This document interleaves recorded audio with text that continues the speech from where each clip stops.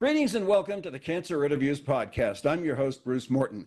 Our guest on this episode survived a diagnosis of anaplastic thyroid cancer. Survivorship was achieved after undergoing, among other things, radioactive iodine treatment, which required her to stay away from people for an extended period of time. She is Patti Turner of Dawson Creek, British Columbia, Canada. She has overcome a great deal, and now's the time to hear her story. So, Patti, welcome to Cancer Interviews. Hello, happy to be here. And we want to start off the way we always do, and that's to learn a little bit more about you, your life away from cancer. So if you would, tell us a bit about where you're from, what you've done for work, and when time allows, what you like to do for fun. Okay. Originally, I'm from southeastern BC, but I got married and finished university, and I was looking for a teaching job. And that first teaching job came on the northern coast of BC. So we left home. Anyways, we're still away from home. We have 2 kids and 4 grandchildren. I've been an elementary teacher till I retired in 2017 and teaching grade 1 and 2, which I love doing. And now in my free time, I like to do stained glass and sewing and crafty things with my grandkids. Now, a lot of the people viewing and listening might not know where Dawson Creek is. They might not know a whole lot about British Columbia, but many of them have heard of Vancouver. So if you would, tell us how far Dawson Creek is from Vancouver. If you leave Vancouver and drive for approximately 12 hours going north, you'll hit Dawson Creek. And we're actually mile 0 of the Alaska Highway. That's some people might know Dawson Creek from that description. Now let's get to your cancer journey. For all of us who have survived cancer, there was that time in which we thought our health was normal, only to find out that something was going on that seemed abnormal, and that started the journey. For you, when did you first notice something, anything that wasn't quite right? It was early in 2011. I had a lump. It wasn't very big. I could feel it, but nobody else really noticed it, and that was the start. And I all it was a lump. Like, there was no swallowing problems, no breathing difficulties, nothing else went along with it. So when you had that lump, did it occur to you to immediately seek medical attention? Some of the guests we've spoken to have been very proactive about going to the doctor right away. Others decide to wait and do nothing and go a little bit later. What about you? I sort of waited a little while. It was that spring break that year. We were going on a cruise, and I thought, I don't want to be in medical situations with that coming up. And then once we got back, the last 3 months of the school year are pretty busy months. So I actually didn't go and see my doctor till beginning of June of 2011. So about 3 months, 4 months after I found the lump. By the way, because I felt I was really healthy, so I thought it can't be anything serious, especially when it was just a lump and nothing else. By the way, we're confident you'll be able to learn some tips and tools to help you through your personal cancer journey, especially when you listen to Patti's. But first, we'd like to we'd like to invite you to please give us a like, leave a comment or review below, and share Patti's story with your friends. Kindly click on the subscribe button below. Click on the bell icon. That way you'll be notified the next time we post a cancer interview. And we want to remind you on Cancer Interviews that we are not distributors of medical advice. If you seek medical advice, please contact a licensed healthcare professional. So, Patti, we've gotten to the point in which you've decided to seek medical attention. After you went to the doctor, what did you learn? Well, I went to the doctor, and he sent me for an ultrasound and, if necessary, a biopsy. And so I think I phoned the hospital and tried to get in, but their process at that time was they would reach out to me.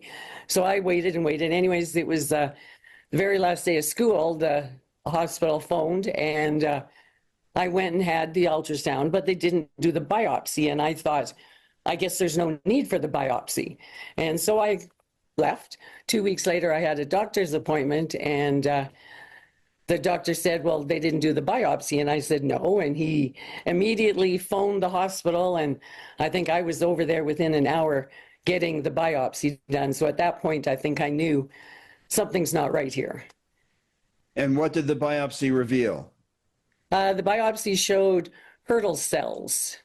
And Hurthle cells, I guess when they do the biopsy, they don't get enough tissue, so they can't make an accurate diagnosis whether it's malignant or benign. Because they said they had to take out the tumor and actually look at it to be able to make a diagnosis. And it was when they took out the tumor, is that when you learned for sure that you had cancer? Yes, they took it out. And I went and saw the surgeon 2 weeks later, and that's when he told me that the initial diagnosis was papillary thyroid cancer. But they also said, or he also said, the tissue would be sent to Vancouver and it would be looked at again. And that's when 2 weeks later, the diagnosis changed to the anaplastic. But I also found out that I had anaplastic thyroid cancer cells, I had papillary cells, as well as Hurthle cells. So 3 kinds. Can't just have one. Now, there are 4 types of thyroid cancer, and there's a difference between papillary and anaplastic. You're not a doctor, but you have gone through the cancer experience. In lay terms, for our lay audience, what are the differences between papillary and anaplastic? Papillary has usually has very good survival. The surgeon told me if it's papillary, you'll probably just get an ultrasound every 6 months monitoring it. Whereas anaplastic is very aggressive and very deadly. And so it has to be dealt with like right now. And it's not so good. Like back in 2011, when I went on the internet for anaplastic, the survival was 3 to 6 months, and that was it. Whereas papillary, people usually can live quite a long time. Did you have treatment options? No. I could have gone to Vancouver for treatment or Edmonton, and we chose Edmonton because that's where our daughter was living. But no, they told me there'd be a second surgery to remove the rest of the thyroid, and then there would be radioactive. Well, actually, I had to have the second surgery, and then I went and saw the radiation oncologist, and he told me I would have radioactive iodine and external beam radiation, and he also said then a follow-up radioactive iodine treatment. So, but he said, I guess the good thing is he said it hasn't spread outside of the tumor, so you don't have to have chemo. So that was a good thing. I would think so. Now, not all of our viewers and listeners live in metropolitan areas. There are some people who live in rural areas like yourself. You'd mentioned going to Edmonton from Dawson Creek.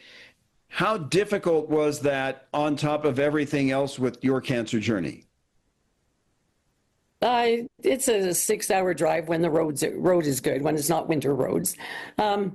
It's not too bad. It was easier to go to Edmonton than it would be to fly to Vancouver, as often, because we ended up, in 1 year, we took 13 trips to Edmonton. So it seemed like we kind of knew the road. Got really boring.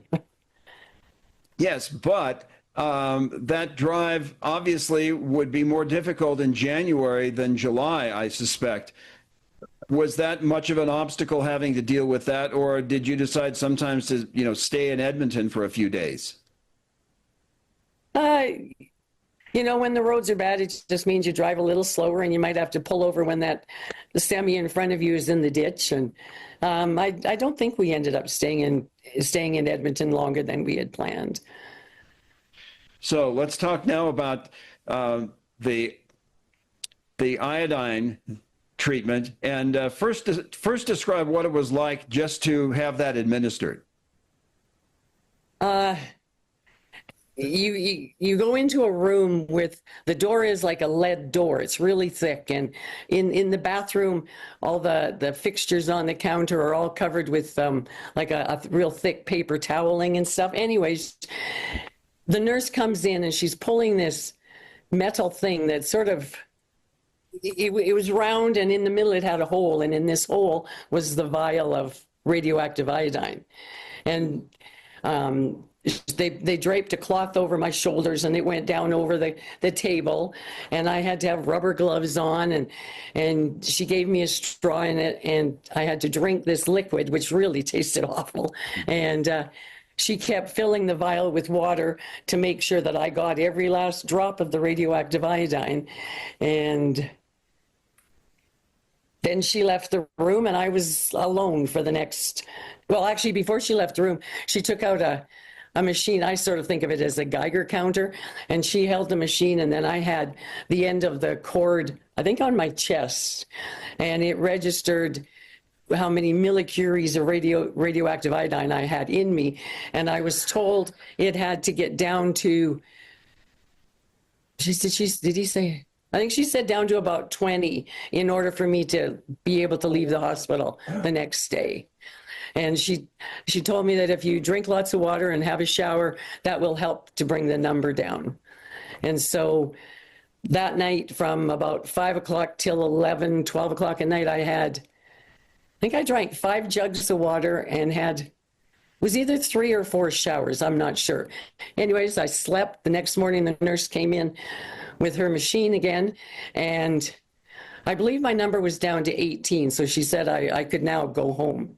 But in going home, it meant not using any public buses, no public transportation. I couldn't use a washroom, so we were leaving Edmonton to come back to Dawson Creek, and we couldn't use any facility along the way. And I couldn't even, like, we have a crew cab truck, and I couldn't sit in the front seat with my husband. I had to sit in the back in the passenger side to be as far away from him as possible. Because if I sat beside him, then the radiation could pass on to him. So let's talk about after you got home. What was that like when you were separated from everybody else in your house? Well, we have a dog, and so our dog went to live with a friend because she's a black lab, but she thinks she's a lap dog, and I didn't want to have to keep pushing her off my lap. My son went and lived at his girlfriend's house, well, girlfriend's mom's house. My husband and I had separate bedrooms. If we were in the living room, he was at the far, like we were as far apart as we could be, or at the kitchen table at opposite ends, and, just not making contact. And I think I used the main washroom, he used the basement washroom, so that there was no towels being used by me and then being used by him. And I think the dishes, I can't remember exactly what we did with the dishes, but we did make sure that nothing was being passed between us. Now I have to ask. I couldn't go downtown or. Patti, I have to ask, you've been diagnosed with cancer, and then you're going through this grueling regimen, which I think would be tough, not just physically, but mentally and emotionally, the separation component and having all this iodine in you. How are you dealing with all this? I had lots of family and friends support. So even though they couldn't come to the house, I was getting lots of phone calls and people reaching out. And so I knew I wasn't alone, and I thought, I got to go through this because then I've got another 30 years of plans that I want to do, and I kept saying that I have 30 years of things. And also, neither of my kids were married at that time, and I thought, I need to see them get married, and I need to meet my grandchildren. And so I kind of had a purpose, I think. Now, at some point, you had to get some good news that you're turning the corner on this and you are getting better. If you would recall that point in time, that time when you found out that you were getting better, and just how gratifying, how exciting was that? Well, I think the first time I had that positive feeling was right after they told me I had anaplastic thyroid cancer. My doctor sent me for a CT scan, and that showed that it hadn't gone anywhere else. And then when I had just before the second surgery, that surgeon sent me for a PET scan, and that showed it hadn't gone anywhere else in my body. So those two times kind of made me think, I have a good chance of seeing this through. Then once I did the radioactive iodine, there were nothing really happened then to show or to say that I was doing good. I had just the radioactive iodine treatment, and then a month later went back for external beam radiation. But the doctor never really, he never really said about a good outlook at that point. It wasn't until after I think about a year after my radiation ended and I went back for a checkup, and he called me a rare bird. And at that point it was like, okay, I guess I do get to live for a while. Wonderful. And as a result, you're here to talk about your story with us, which we appreciate. Now, you had mentioned support from family and from some friends, but from sort of an external source, you've gotten support as well from the Thyroid Cancer Survivors Association, or THICA for short. Could you tell us a bit more about THICA and what it's done for you and what it can do for others? Well, I actually didn't learn about THICA until 2014. And at that point, I found out they had a conference. And so we went to that conference that year. And to listen to the doctor speak, and actually there was one doctor who actually looked at my papers, and to get her feedback was quite amazing. And I met two other anaplastic people that year, and so just being able to talk to people who were going through the same thing I was amazing. And then there was, I think, about 600 people at that conference, and so just meeting people of all the different thyroid cancer groups as well was quite amazing. So, and then I learned about all the support groups that they have. And that was at that time before COVID, the support groups, I believe they met in person, all of them. But then since COVID, they've become, some are in person and virtual, and some are virtual. And what are some of the services that THICA can offer somebody? Oh, well, they have, at the conferences, they record most of the speeches, I believe. And so you can go on the THICA website and access many, many doctor speeches, or, the information. They also have pamphlets. They do the support groups. They do TPPN, which is the person-to-person network. So if you were diagnosed with anaplastic, you could reach out and actually have a contact person that you could communicate with by email or by phone. What else is there? I wrote them all down too.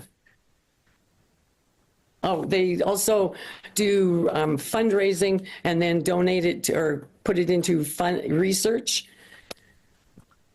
for different the research goes into the different types of thyroid cancers. Now, you talked about research for thyroid cancer, and you mentioned that some years ago, the survival rate for those diagnosed with anaplastic thyroid cancer was at a very low percentage, or you were expected to live 3 to 6 months. With the research that has gone on, how have those numbers improved? Well, I don't know what exact numbers would be, but there is one fellow that I know is a more than 20-year survivor, and there are others that are 2009. A lady I believe she was diagnosed in 2009, and I'm a 2011 survivor. So the numbers are definitely increasing, and in my ATC virtual support group, we have many people that are 5-6 year survivors. So it's definitely, the outlook is definitely greener now than it was back in 2011. Well, that's great to hear, and that should be of inspiration to anybody watching or listening right now who's been diagnosed with anaplastic thyroid cancer or thinks they might. Patti Turner, we're about ready to wrap up, but we do want to ask about your health now. If you think of your health pre-diagnosis as being 100%, what is it now compared to 100% then? What can you can you not do now that you could do prior to your diagnosis? Well, like with radioactive iodine and with external beam radiation, my salivary glands have been fried. And so I have very little saliva. So talking after a little while gets real dry. There's the teeth issues that come from no saliva. I guess without having a thyroid, I'm still tired quite often, you know, that kind of thing. And yeah. And then like 2 years ago, I had a heart attack, and so that has caused issues. And then just a year ago, I had a hip replacement, and so that causes some issues, you know. So I don't know whether those are totally separate or there's any connections with them. But I mean, I'm happy to be alive, so I kind of figure I gotta just put up with these things and go forth, and you know. Well, the good news is that you are still here, that you can do this, and you can see your kids and your grandkids. So that on a day-to-day basis is a very good thing. Patti, we're going to wrap up now, but we want to thank you for sharing your story with us. I want to thank you for telling us about Thyka. And by the way, Thyka does have a website. Simply go to thyka, thyca.org, and that will offer just a wealth of information, wealth of services that can help anybody diagnosed with any type of thyroid cancer. Patti, once again, want to thank you for your time. Thanks for sharing your story with us on Cancer Interviews. Oh, well, thank you for having me here. I've enjoyed it. And we want to remind you, as we always do when we conclude, that if you or a loved one are on a cancer journey, you are not alone. There are people out there just like Patti Turner. There are organizations like Thyka that can be of help to ease that cancer journey. So until next time, we'll see you on down the road.